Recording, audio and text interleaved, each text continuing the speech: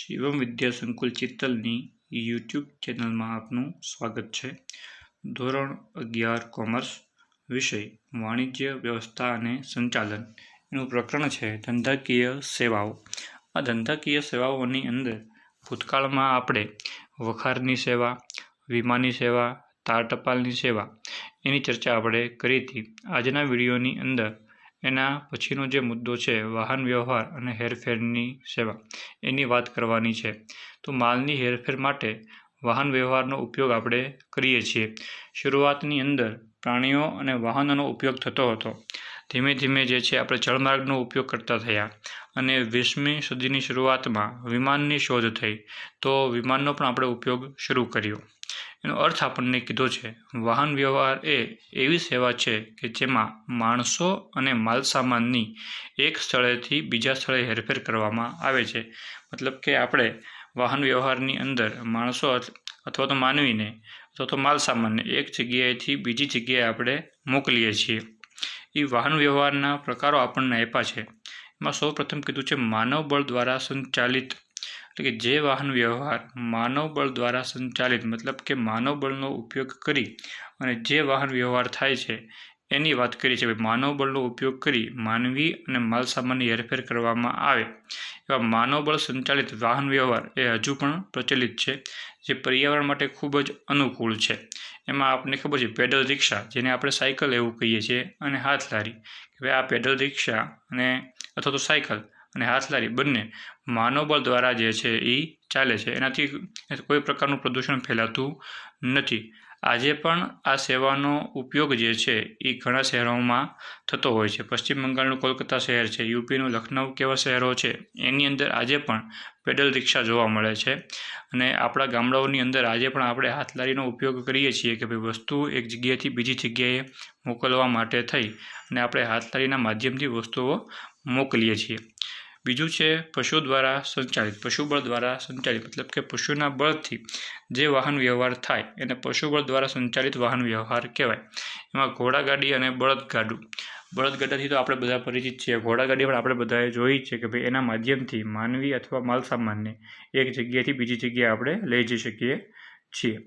પછી છે હવાઈ માર્ગ, હવાઈ માર્ગ માણસો અને માલસામાનને ખૂબ ઝડપી હેરફેર લાંબા અંતર માટે શક્ય છે। હવાઈ માર્ગ દ્વારા માનવી અને માલસામાનની ખૂબ જ ઝડપી જે લાંબુ અંતર છે એના માટે આ સેવા શક્ય છે। આની અંદર આ જે હવાઈ માર્ગ જે છે એ ખૂબ જ ખર્ચાળ છે। હવાઈ માર્ગ માટે થઈ અને આપણે રનવેની જરૂર પડે છે કે ભાઈ જે જગ્યાએ રનવે હોય ત્યાં જ આપણે વિમાનને ઉડાડી શકીએ અથવા તો લેન્ડ કરાવી શકીએ। જો રનવેની સુવિધા ન હોય તો આપણે ત્યાં વિમાન દ્વારા વસ્તુ કે માનવીને પહોંચાડી શકતા નથી।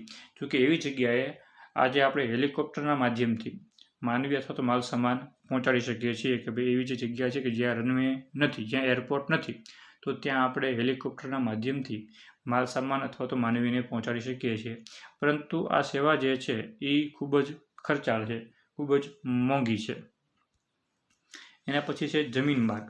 તો જમીન માર્ગની અંદર સૌપ્રથમ છે રેલ માર્ગ। તો રેલ માર્ગ આપણને ખ્યાલ છે ભાઈ ટ્રેનના માધ્યમથી માનવી અથવા માલસામાનને એક જગ્યાએથી બીજી જગ્યાએ પહોંચાડવામાં આવે છે। એમાં ચાલક બળ તરીકે આપણે ડીઝલ એન્જિન અથવા તો ઇલેક્ટ્રિક એન્જિન જે છે એનો ઉપયોગ કરવામાં આવે છે। આ જે ટ્રેન માર્ગ છે એની અંદર ઘણી વખત મલ્ટિપલ યુનિટ મતલબ કે એનું એક એન્જિન તો હોય જ પણ એના ઘણા ડબ્બા પણ ચાલક બળ તરીકેનું કામ કરતા હોય છે, તો એને મલ્ટિપલ યુનિટ ટ્રેન કહેવામાં આવે છે। રેલવેમાં અત્યારે ચાલક બળ તરીકે કેબલ એટલે કે જે ઇલેક્ટ્રિક ટ્રેન છે એ તો છે જ, પછી ગુરુત્વાકર્ષણ બળ, ચુંબકીય શક્તિનો પણ ઉપયોગ જે છે એ કરવામાં આવે છે, જેને આપણે બુલેટ ટ્રેન કહીએ છીએ કે જે મેગ્નેટના માધ્યમથી ચાલે છે। અને હાલમાં જ સીએનજી એટલે કે કમ્પ્રેસ્ડ નેચરલ ગેસનો ઉપયોગ પણ ચાલક બળ તરીકે કરવામાં આવે છે કે ભાઈ સીએનજીના માધ્યમથી એન્જિન ચલાવી અને આપણે માનવી અથવા તો માલસામાનની એક જગ્યાએથી બીજી જગ્યાએ હેરફેર કરીએ। શહેરના વિસ્તારને જોડતી અને શહેરમાં જ દોડતી ટ્રેન વાહન વ્યવહારની કરોડરજ્જુ પુરવાર થાય છે કે ભાઈ શહેરની અંદર બોમ્બે છે તો બોમ્બેની અંદર એની જે લોકલ ટ્રેન છે કે જેની અંદર બહુ જ મોટા પ્રમાણમાં માણસો અને માલસામાનની હેરફેર કરવામાં આવે છે, તો એ જો ટ્રેન થોડાક સમય માટે પણ બંધ થઈ જાય તો આખી જે મુંબઈ છે એનો આખો વાહન વ્યવહાર ખોરવાઈ જાય, એનું આખું જે કાર્યક્ષેત્ર છે આખું ખોરવાઈ જાય. તો આવી ટ્રેનો પણ જે છે અત્યારે શરૂ થઈ છે. મેટ્રો ટ્રેન, આપણે અમદાવાદની અંદર મેટ્રો ટ્રેનનો પ્રોજેક્ટ શરૂ જ છે કે ભાઈ જે શહેરો વચ્ચે દોડતી ટ્રેન જે છે જેના માધ્યમથી આપણે માનવીને એક જગ્યાએથી બીજી જગ્યાએ સરળતાથી અને ખૂબ જ ઝડપી પહોંચાડી શકીએ. પછી રસ્તા માર્ગની આપણને બધાને ખબર જ છે કે જેની અંદર ટ્રક, બસ કે એના માધ્યમથી જે છે આપણે માનવી અથવા તો માલ સામાનને એક જગ્યાએ બીજી જગ્યાએ પહોંચાડીએ છીએ. રસ્તા માર્ગ એ એક માર્ગ ઉપરથી બીજા માર્ગ પર જવા માટે મુક્ત હોય છે. સ્થળમાં, દિશામાં, ગતિમાં અને સમયમાં સગવડ મુજબ ફેરફાર શક્ય છે, જે અન્ય વાહન વ્યવહારના પ્રકારમાં સુલભ નથી. રસ્તા માર્ગે ઘરના દરવાજા સુધી વાહનો દ્વારા સેવા આપવી શક્ય બને છે. એટલે આ જે રસ્તા માર્ગ જે છે એ અન્ય સેવાઓ કરતાં સુલભ છે. ટ્રેન જે છે એ એના નિયર સ્ટેશન ઉપર ઊભી રહે, એ કે આપણા ઘર પાસે આવી ન શકે. વિમાનની સેવા જે છે એ પણ જ્યાં એરપોર્ટ છે ત્યાં સુધી સીમિત રહે. હેલિકોપ્ટર હોય તો એનું જે લેન્ડિંગ જ્યાં બનાવેલું હોય હેલિપેડ ત્યાં સુધી સીમિત રહે, એ આપણા ઘર સુધી આવી ન શકે. પણ વાહન વ્યવહાર જે રસ્તા માર્ગ છે એ એક એવી સેવા છે કે જે આપણા ઘર સુધી શક્ય બને, કે આપણે ટ્રક હોય, રિક્ષા હોય, કાર હોય તો એને આપણા ઘર સુધી આપણે લાવી શકીએ છીએ એ રસ્તા માર્ગના માધ્યમથી. બસ દ્વારા વધારે વ્યક્તિઓનું વહન કાર્યક્ષમતાપૂર્વક થાય છે. ટ્રક દ્વારા માલની હેરફેર ઓછું વજન ધરાવતા અને સામાન્ય રીતે ઓછું અંતર ધરાવતા સ્થળો વચ્ચે થાય છે. વાહનોના સતત વધતા વપરાશને કારણે વાયુ પ્રદૂષણ, અવાજ પ્રદૂષણ, ટ્રાફિક જામ અને પાર્કિંગ જેવા પ્રશ્નો સર્જાય છે. આપણે જોઈએ છીએ કે જેમ જેમ વાહનોનો ઉપયોગ વધતો જાય છે એમ વાયુ પ્રદૂષણ, ધ્વનિ પ્રદૂષણ વધતું જાય છે. આથી ઘણા શહેરોમાં BRTS એટલે કે બસ રેપિડ ટ્રાન્સફર સિસ્ટમનો ઉપયોગ શરૂ થયો છે. આવી બસો માટે ખાસ રસ્તો અનામત રાખવામાં આવે છે અને ખૂબ ઝડપથી શહેરમાં એક સ્થળેથી બીજા સ્થળે પહોંચી શકાય છે. આજે ટ્રાફિક જામની જે સમસ્યા છે બરાબર, કે જેના કારણે આપણે સમયસર એક જગ્યાએથી બીજી જગ્યાએ પહોંચી શકતા નથી. તો આ BRTSની સેવા જે છે શરૂ કરવામાં આવી છે. અમદાવાદની અંદર આ સેવા ઘણા સમયથી શરૂ છે અને આ બસ માટે એક અલાયદો રસ્તો બનાવવામાં આવે છે કે જેની અંદર અન્ય બીજા કોઈ વાહનોને પ્રવેશવા દેવામાં આવતા નથી. માત્ર ને માત્ર જે બસ છે એ જ એમાં ચલાવી શકાય, જેથી કરી ખૂબ જ ઝડપી શહેરમાં એક સ્થળેથી બીજા સ્થળે આપણે જઈ શકીએ અને એમાં આપણો સમય પણ બચે છે. એમાં બસો વચ્ચેનો સમયગાળો જે છે એ ઓછો રાખેલો હોવાથી સેવાનું સાતત્ય જળવાઈ રહે છે. હાલ ગુજરાતમાં અમદાવાદ, સુરત અને રાજકોટ જેવા શહેરમાં આ સેવાનો ઉપયોગ થાય છે.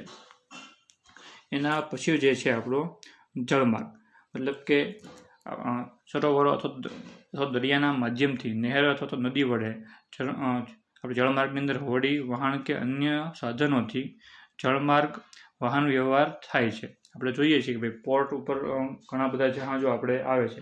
આપણે અહીંયા અમરેલી જિલ્લામાં પીપાવ પોર્ટ છે, આમ કંડલા પોર્ટ, અદાણી પોર્ટ.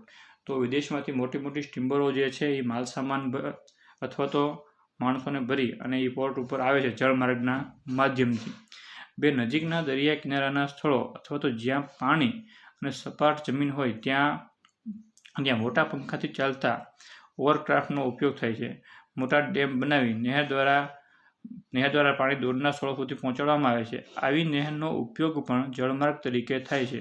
વિદેશ વેપાર સૌથી વધુ જળમાર્ગ દ્વારા થાય છે, કારણ કે જળમાર્ગના માધ્યમથી વધારે વજનવાળી વસ્તુઓ અને એક સાથે ઘણી બધી જથ્થાબંધ વસ્તુઓ આપણે એક જગ્યાએથી બીજી જગ્યાએ પહોંચાડી શકીએ છીએ. તમે ક્યારેક પીપાવ પોર્ટ ઉપર જાઓ તો મોટી સ્ટીમરોની અંદર ઘણા બધા કન્ટેનરો એક સાથે ભરી અને સ્ટીમર વિદેશથી આપણે અહીંયા આવતી તમને જોવા મળશે. ભાઈ એ જે છે એ કામ હવાઈ માર્ગ કે રસ્તા દ્વારા શક્ય બને એવું ન હોય, એવું કામ જે છે એ જળમાર્ગના માધ્યમથી શક્ય બને છે. આ જળમાર્ગ માત્ર દરિયા પૂરતો સીમિત નથી, પણ જ્યાં મોટી નદીઓ આવેલી છે અથવા તો મોટા ડેમ બનાવી અને જ્યાં પાણીની નહેરો આપણે બનાવેલી છે તો એ નહેરનો ઉપયોગ પણ જળમાર્ગ તરીકે થાય છે. હમણાં જ આપણે અમદાવાદની અંદર સી પ્લેનનું ઉદ્ઘાટન કર્યું કે જેની અંદર સાબરમતી નદી જે છે એમાં પ્લેનને ઉતારવામાં આવ્યું. એ પ્લેન અમદાવાદથી જે કેવડિયા કોલોની છે, આપણે સરદાર સરોવર ડેમ જે છે એની અંદર એ પ્લેનનો ઉપયોગ થશે. મતલબ કે એ જળમાર્ગનો ઉપયોગ જે છે એ એક જગ્યાએથી બીજી જગ્યાએ જવા માટે થશે. જળમાર્ગે થતું વહન પછી બીજા પ્રકારો કરતાં થોડું ધીમું છે, છતાં આધુનિક એન્જિનોના કારણે બહુ જ મોટા જથ્થામાં માલ સામાન કાર્યક્ષમ રીતે પહોંચાડાય છે. એક ખંડમાંથી બીજા ખંડમાં વહન કરવા માટે હવાઈ માર્ગ કરતાં જળમાર્ગ પ્રમાણમાં સસ્તો છે, પરંતુ સમય વધુ લાગે છે. દરિયાકાંઠાના વિસ્તારોમાં ફેરી સર્વિસ ખૂબ જ લાભદાયક રહે છે. મતલબ કે આજે જળમાર્ગ છે એ હવાઈ માર્ગ કરતાં ઘણો સસ્તો છે, પરંતુ વધારે સમય માગી લે છે. એક દેશમાંથી બીજા દેશમાં આપણે હવાઈ માર્ગે જવું હોય તો આપણે વિધિન 20 થી 24 કલાકમાં પહોંચી જઈએ, બરાબર. પણ જો જળમાર્ગના માધ્યમથી જઈએ તો એ સમય 2 ગણો 3 ગણો અથવા એના કરતાં વધારે પણ થઈ જતો હોય છે. પણ એનો ફાયદો એ છે કે ભાઈ જળમાર્ગમાં આપણે જળમાર્ગથી વધારે પ્રમાણમાં માલ સામાનની કાર્યક્ષમ રીતે હેરફેર કરી શકીએ છીએ. અને જે દરિયાકાંઠાના નજીકના વિસ્તારો છે એમાં ફેરી સર્વિસ ખૂબ જ લાભદાયક રહે છે. આપણે હમણાં જ ભાવનગરથી ભાવનગરનું જે આપણું ઘોઘા છે ત્યાંથી દહેજની વચ્ચે રોરો ફેરીની શરૂઆત કરી હતી, પરંતુ કોઈ કારણોસર શક્ય બન્યું નથી. તો આવી પણ સેવાનો લાભ જે છે આપણે લઈ શકીએ. અને છેલ્લું છે પાઇપલાઇન દ્વારા વહન. પ્રવાહી અથવા ગેસ જેવી પેદાશો માટે પાઇપલાઇનનો ઉપયોગ વધુ કાર્યક્ષમ રહે છે. પ્રવાહી કચરાનો નિકાલ, પાણી, પેટ્રોલિયમ, કુદરતી ગેસ વગેરે માટે આવી વ્યવસ્થા ઉપયોગી છે. તો પાણી તો આપણા બધાના જ ઘરે નળમાં આવે છે, મતલબ કે એ માર્ગ થયો એવડે ગયો થયો પાઇપલાઇનનો માર્ગ થયો. મોટા સિટીની અંદર જે છે પછી ગેસ છે, એલપીજી ગેસ અથવા સીએનજી ગેસ જે છે એ આપણા પાઇપલાઇનના માધ્યમથી પૂરો પાડવામાં આવે છે, બરાબર. તો પાઇપલાઇનના માધ્યમથી પાણી, પેટ્રોલિયમ જેવી જે પેદાશો છે, કુદરતી ગેસ છે, આવી જે વસ્તુઓ છે એને આપણે પાઇપલાઇનના માધ્યમથી એક જગ્યાએથી બીજી જગ્યાએ પહોંચાડી શકીએ છીએ. તો આ હતો માલની હેરફેરની સેવા.